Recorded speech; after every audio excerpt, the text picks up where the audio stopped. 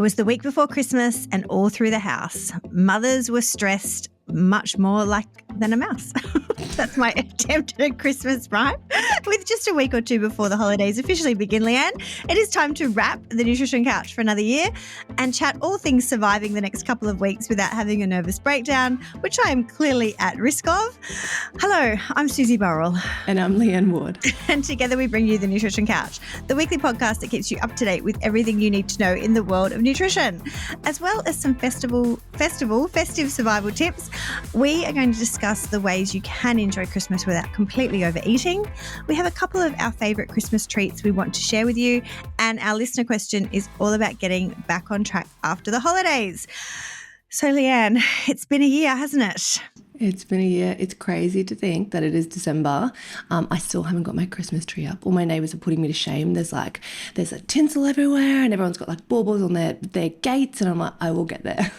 It's getting to the stage though where you can't get away with it. Like when kids are little, you can pretend Christmas is, February, but your kids are getting to the stage where they're, at daycare and they're going to start to be expecting, I get lists now a mile long from my kids about what to have. You really can't skip on Christmas too easily.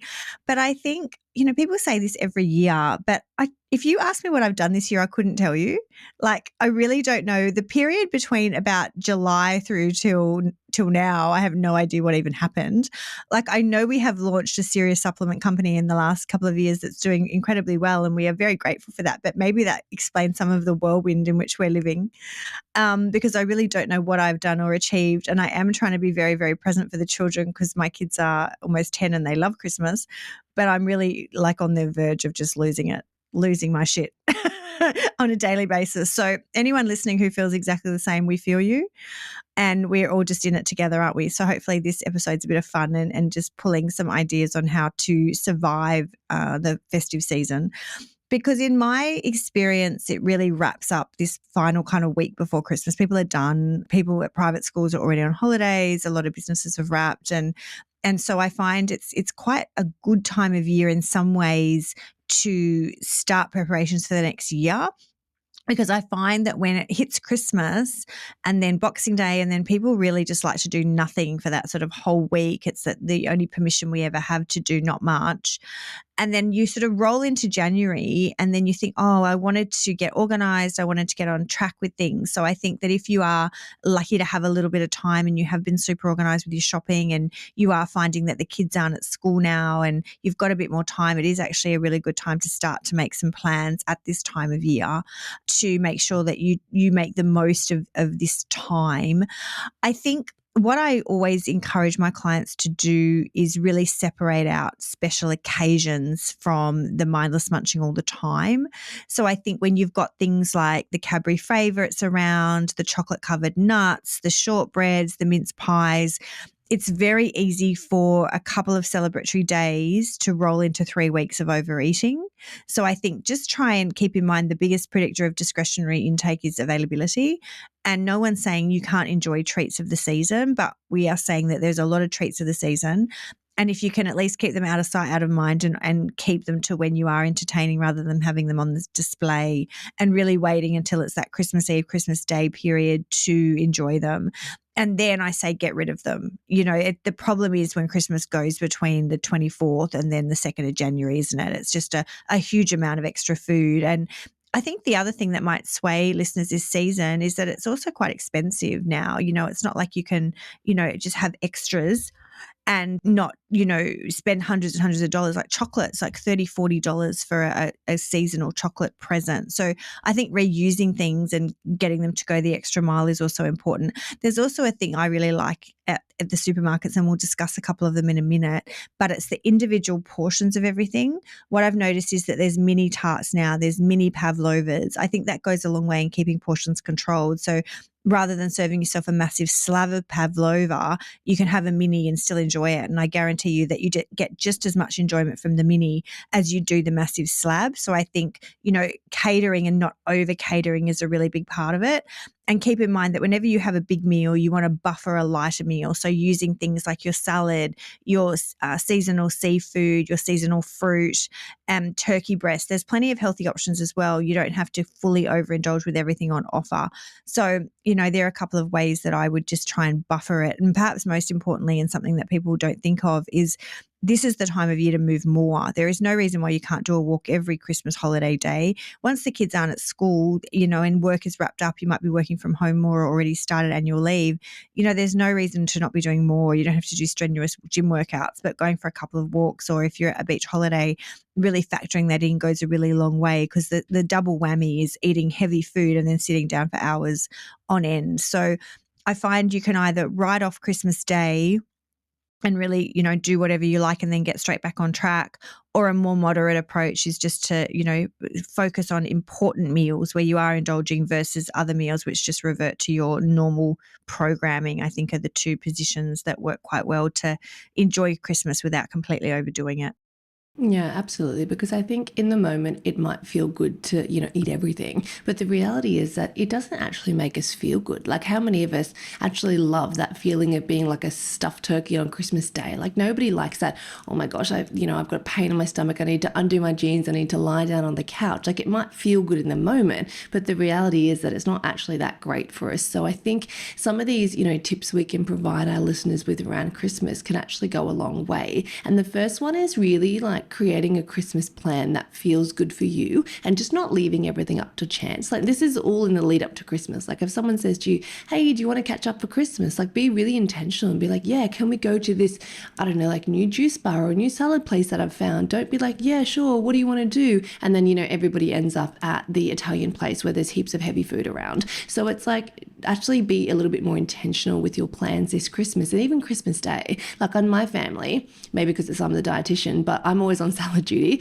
My brother always makes a potato bake. My parents are on protein, and my sister always makes a dessert or so. So we all have like a plate that we bring to Christmas Day. So it's kind of like planned out. We don't end up with like 8 plates of dessert and one tiny little salad to go between like 12 people. So I think creating a plan that is intentional but still feels good, where there are still some Christmas and festive treats around, but there's also that balance between good food as well. If you've got 2 people on desserts, make sure someone's bringing a fruit platter and make sure someone else is bringing more of like the festive kind of treat. I've also been talking to my clients about non-negotiables. Like, in this festive season, there's so much around. Like you said, Susie, there's so many treats. There's so many social catch-ups. It tends to be from the 24th of December, and then it just continues right through to basically the new year when everyone goes, right, I'm going to get back on track and be really healthy now.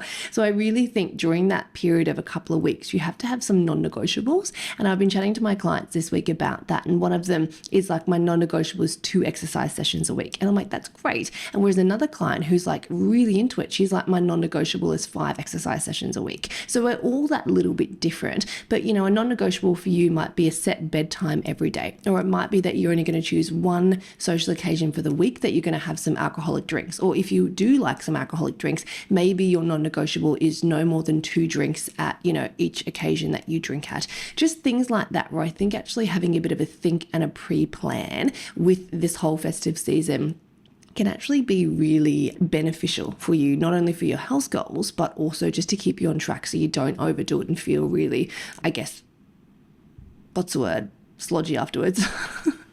And I think another thing that sprung to mind when you were chatting about it is there's a really common diet mindset, and I know this will resonate with so many of our listeners. They decide they're either on or they're off. And I think this is such a dangerous mindset, because when you're off, it naturally defaults to, I'm going to overeat. It's actually psychologically giving yourself permission to binge eat, which is exactly what we do not like our clients to be doing, because we want them to have a foundation.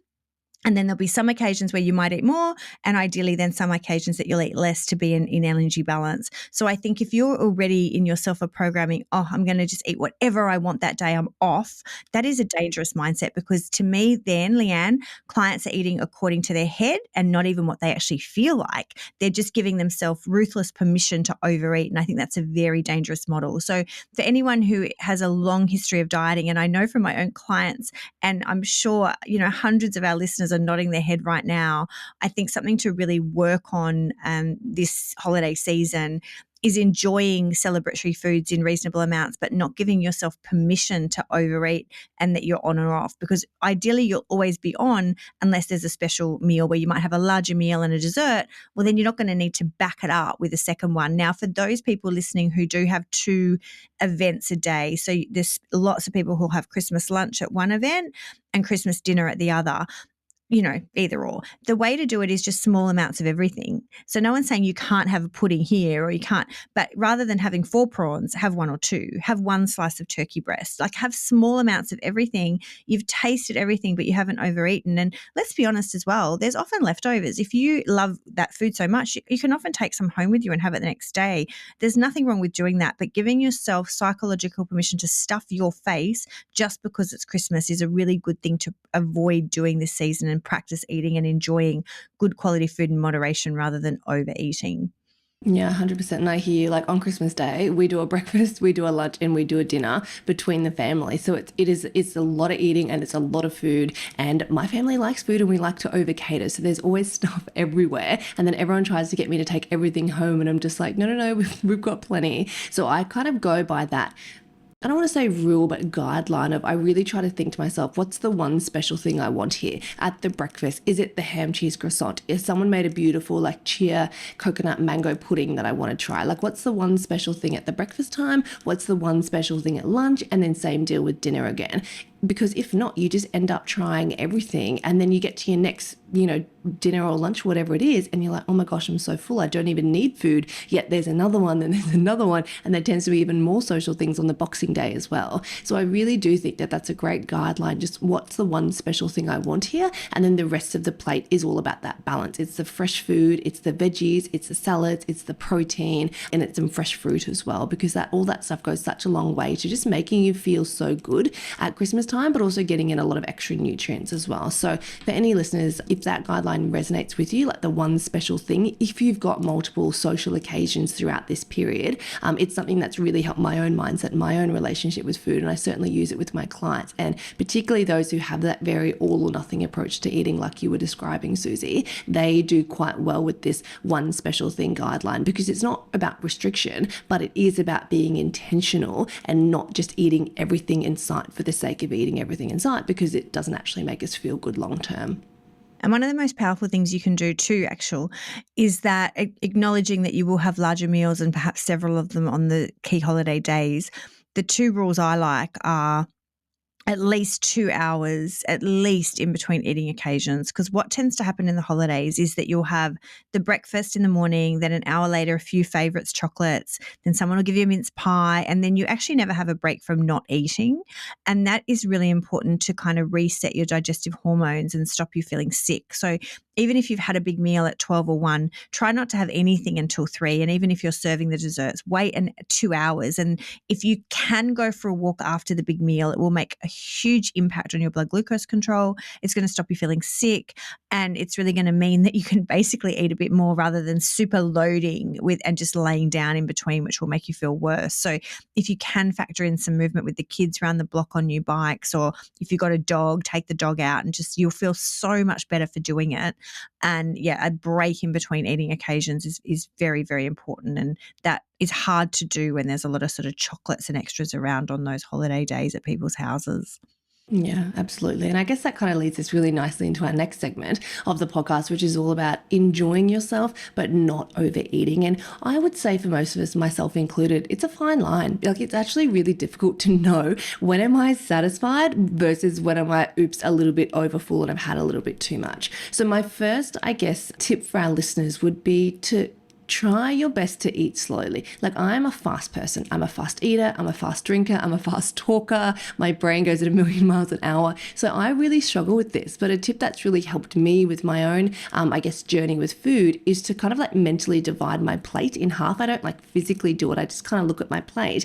And when I finish eating half of it, I make sure I pause and I put my knife and fork down and I kind of check in with myself. And I'm like, right, am I still hungry? Am I feeling satisfied? What's tasting really good? And just allow my appetite a chance to catch up with how much food I've actually eaten.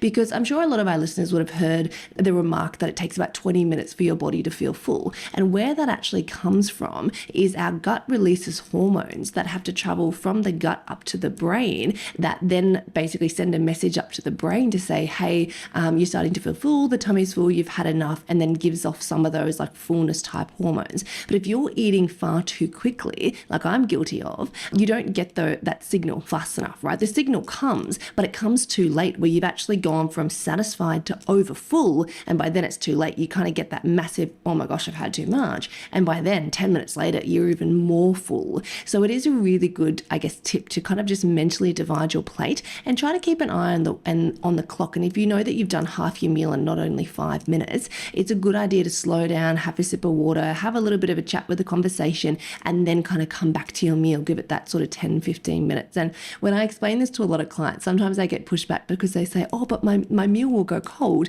But the best thing about summer in Australia is that, or Christmas in Australia, is that it's summer. So we're not in America, we're not eating these hot, beautiful turkey, potato type meals. It doesn't really matter if you've got this beautiful salad, a bit of cold turkey. It doesn't really matter if you're taking a little bit longer to finish your meal. From a digestive perspective, it's probably a good thing. So that's probably my number one tip, I guess, to help prevent overeating. And then I guess the other one is to really make sure that plate's balanced. And it sounds simple and it sounds like something that we're like, well, yeah, of course I do that. But again, the reality is that we get carried away with all of these like fun, festive foods and we load up on the potato bake and the roast potato and all of this extra stuff. And then there's like a little tiny corner left on the plate. We add a little bit of salad, but it's not that kind of half a plate of salad that ideally we would like from a general health perspective. So I think start by building the balanced plate first and then add the fun stuff on top. But most people do it the opposite way around, where all the fun stuff goes on first and there's very little room left over for some of the actual real nourishment or that goodness. So I think flip that, build the balanced plate first, and that is what fills you up and basically slows down your eating as well, because you got to chew a lot to get through all of those veggies and salads and protein, versus when you're just eating, a lot more of the kind of refined carbs and fun stuff, you can chew it and get it down a lot faster, so you naturally eat a lot faster. So they're probably my top 2 tips if you're someone that really struggles with overeating, is to mentally divide that plate and build the balanced plate first and put the fun stuff in a small amount on top. I think also keeping in mind that you will eat what you serve yourself or are served. So if you serve yourself a little, you'll eat it. If you serve yourself a lot, you'll eat it. So if you do tend to overdo things or are having more indulgent food, are having pavlovas and roast meats and things that are higher in calories, as I said previously, just take smaller amounts. And then if you are genuinely hungry 40 minutes later, sure. But in many cases, you've had more than enough. So really, practice serving yourself less. And I think, it's similar to eating out. Don't waste calories on things. If your auntie does this amazing potato bake, go for it. But if they're boring old potatoes that you could have any day of the week, maybe don't waste them. So really make sure that you're enjoying the treats that you love the most would be my other good advice. And yeah, if it is going to be too larger meals, you are better to split it and sort of have smaller each of the times as well. And things like desserts, it's about tasting them, because often you don't need the whole pudding. We can do individuals of a lot of things as well. But I think the other thing is, if it all just flies out the window and you massively overeat, and, accept that. The key thing is to prolong a fast the next day and don't back it up with another day of overeating, because it's the consistent overeating that leads to weight gain over, say, the course of a week. So anyone listening who has been working on their weight, it's going to come as a surprise to hear that if you have one massive debaucherous day, you're not going to gain weight. It'll be some fluid gain. It'll look it on the scales, but you're not gaining fat. But if you back it up with Boxing Day and the 27th, that's when you'll be in an excess come the end of the week and have gained weight. So you can probably get away with a day of heavy eating, but you don't want to extend it past that. So you might prefer to do it that way and really have a big day of eating and then follow it up with light days, or be more moderate if you know that the celebrations will go for several days of that week. Yeah, and I think it's worth noting, and again, this is about balance, it's not about restriction. It's worth noting that if you're not hungry, it's actually okay to skip a meal at this time of year. Like if you've had a big breakfast at any time of year, at any time of year, you're going to like an early dinner or an early lunch, and you get to lunchtime and you're like, I'm just not actually that hungry. You can skip the lunch and just have a bit of, your auntie's favorite pavlova if that's what you want. Like you don't always have to have every meal as a completely balanced meal. Eat the veggies, eat the protein just because you should. It is okay to skip a meal. We're not saying you have to, but if you genuinely are not hungry for it, like I would with my breakfast, lunch and dinner Christmas Day, if it wasn't, within my culture to not offend people, to, not skip meals and say no to everything, I probably wouldn't even really have breakfast because I'm not too hungry first thing in the morning. I'm happy with my coffee. I might have a couple of Christmas chocolates.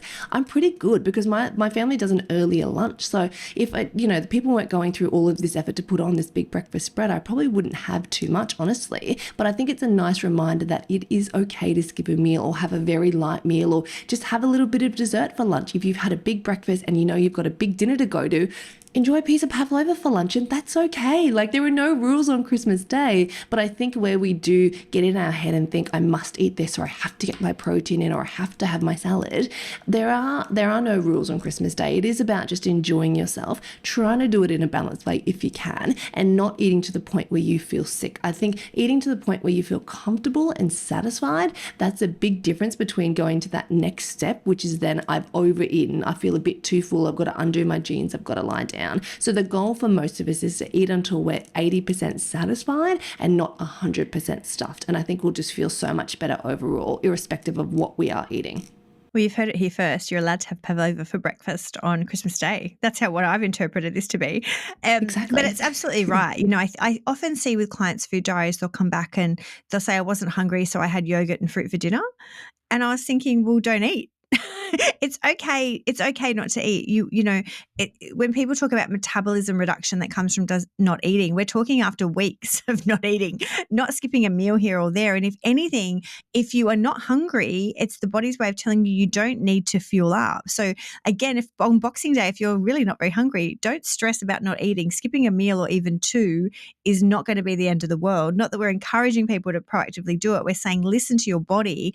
And if you genuinely don't feel like much and can just have a coffee, go for it. And the same, I'm very similar on Christmas Day. The kids up are super early. I'll just have my regular coffee.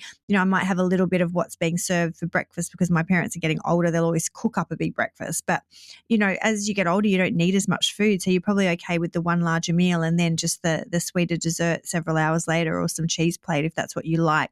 But I do think it's really worth discerning what is your favorite parts of it and focusing on that rather than just eating everything mindlessly.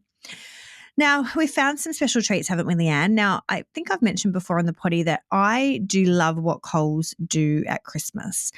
I don't know if it's the branding I prefer, because Woolies do have several different options as well in their Christmas group of foods. Particularly a shout out to Woolies, I like the mini tarts that they do. I think that they're really good portion control. They have mini fruit tarts, they have mini caramel, and I think that's a really smart way of doing dessert platters, yes. But in general, in the last few years, I've really preferred the Coles range of things. They've got a stuffed chicken breast. They've got like several appetizers. I think last year we reviewed a goat's cheese stick. They don't have that this year, unfortunately. I like their little biscuits and things they do. And I, like you, my tail started wagging when I recently saw the Christmas macaron selection. And I was actually going to buzz on down to Coles and grab them just because my kids like them too. They're only $10. But you had already done a taste test with David and have very kindly brought them onto the set today. Have you got the packet there? Let's hold them up. The celebrity appearance of the Coles macaron, because these are a very good sweet option, aren't they? You want to run us through nutritionally? Yeah. And they look really nice too. Like they're in the Christmas colours. They just came out of the freezer. So you're supposed to store them in the freezer. But as a kind listener, let me know, you're supposed to bring them to room temperature before you eat them. So when David and I hoed into them, they're a bit hard. They're a bit chewy. So I did leave them on the bench for a little bit, but clearly not long enough. So they do belong in the freezer. But when you're ready to eat them, bring them to room temperature. But they're really cute. They're good little sizes. $10 for 12. It's very really budget friendly. Yeah, I was going to say, are we allowed to say that's budget friendly? Like, I appreciate for some people that might not be budget friendly, but for a macaron, like if you go to a beautiful like patisserie or something, you're paying what, $4 or $5? Nothing's $1 in the supermarket. Exactly. Nothing's $1. So this is really, we think, quite affordable. There's 3 great flavors. There's pistachio, gingerbread, and raspberry. I thought gingerbread would be my favorite. It is good, but the raspberry one was actually my favorite. It really surprised me. It's got like a layer of raspberry jam in the middle. They're really delicious. So we're going to run through the ingredients. Like, these aren't healthy. These are a Christmas treat, but they're delicious. Good, they're very affordable. They're only 100 cal. I think you should run through the calories. Yeah.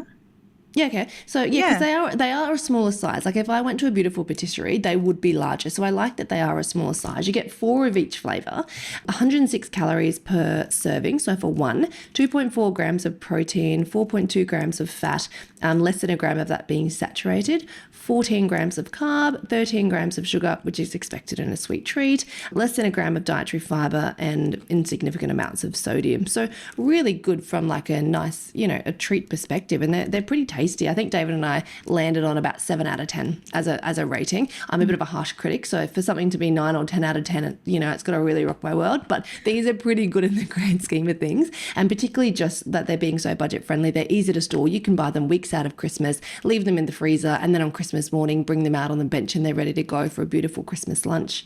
Go through the ingredients. No, I think that I don't think you need to, but I think that they're just great because they're a million times better than shortbread, mince pies, fudge. I'm about to make Rocky Road, like all of those. I always make biscotti. I always bring you some biscotti. It's a lovely thing to make. But in terms of labor intensive, because the other thing that was on my mind, the Christmas baking costs a lot of money because to buy all the chocolate that you need for Rocky Road and the nuts for the biscotti, like it's not insignificant to be baking things, and it's a ritual and I enjoy doing it. But in terms of $10 for 12, it's an amazing dessert. And I remember last year, and I haven't seen it yet, but last year early in the piece, I brought an Aldi ice cream Christmas log. And it was so amazing. They sold out everywhere. And I haven't seen them this year because if I do see them, I'll be stocking up because, again, it was an amazing Christmas dessert and as an ice cream, a lot healthier than, say, things like heavier pies and puddings and things like that. So, yeah, I think the supermarkets are doing well and there's quite a few options that are portion controlled, budget friendly, and certainly they're a great thing to be putting out when people are coming over. So, yeah. Coles, you find them if there's any left still. We're getting close to Christmas. Coles has an ice cream Christmas log. I did see it. I didn't buy it, so maybe we should review that soon as well. But they do have one if you're looking for one. I haven't seen one at Aldi, but yeah, Coles did have one. Yeah, so there's plenty of good options. So I think that that's good. All right, to wrap us up for this final episode of the Nutrition Couch, and we should also say a big thank you to our listeners because the podcast continues to grow and we've been running it for 4 years now. And I was walking Taco the other day and a lady came up locally and said to me, "Oh, I know you from the podcast," and it's so nice to see that we can positively influence people's lives and people who are getting a lot out of the podcast. It's really satisfying work. So I think we really want to say and extend a really big thank you to our listeners, and we will, of course, be back in 2026 for another amazing year. But to wrap us up, Leanne, when should people get back on track after the Christmas period? What do you reckon? This is a great question. What is the right time to get back on track? You know what my answer is? The next day. The very next meal. Not January the 1st, not Monday, not the next day, literally the very next meal. Because it plays into that all or nothing mindset. When we're on the diet, we're off the diet, we're being good, we're being bad. And I genuinely think that you're going to really heal your own relationship with food if you focus on every meal being an opportunity to eat. That's what I teach my clients. Every meal is a new opportunity. It doesn't matter what happened at the meal before, the day before, what's happened the rest of that week.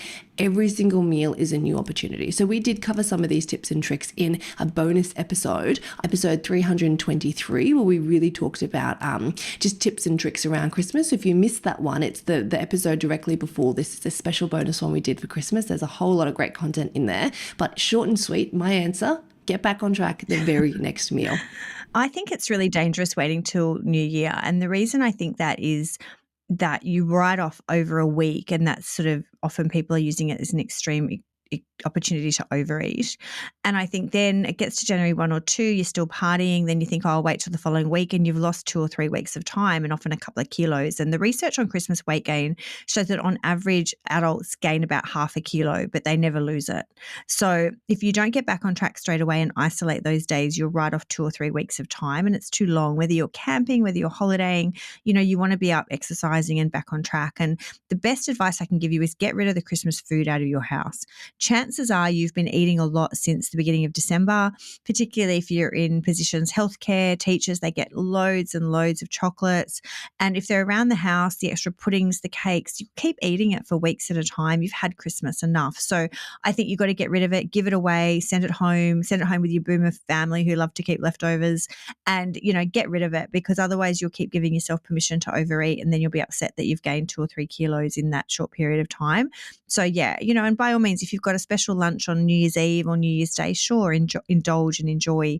But I think try and get that really tempting stuff out of the house very quickly and get back on track ASAP. Because, yeah, in my experience, waiting till January, and every year I release a reset, which is available on my website. And I have to be honest, Leanne, the biggest selling days are 26. You know, really, I think that idea of New Year's resolutions is a bit long gone now, and people want to get back on track quite quickly. So, yeah, I think straight away I'm with you. If you've got 2 days of celebrations, then it's the 27th, but you don't want to lose that entire period and write it off. All right. Have you got any final Christmas messages for the fans, Leanne? No, just have a wonderful Christmas. Thanks for listening. Christmas. Thanks for Christmas. Wonderful, safe Christmas. Thank you for your support, and we will be back. Catch you next year. Yeah, we'll catch you next year, and we will be returning. What's our date, Leanne? Wednesday, the 7th of January, the first Wednesday, because I think the one before is New Year's Eve or New Year's Day. So we'll be back 7th. the 7th of January for our kickstart, and we wish you all a very, very Merry Christmas. Think of us constantly. And we'll see you next year. Have a very Merry Christmas.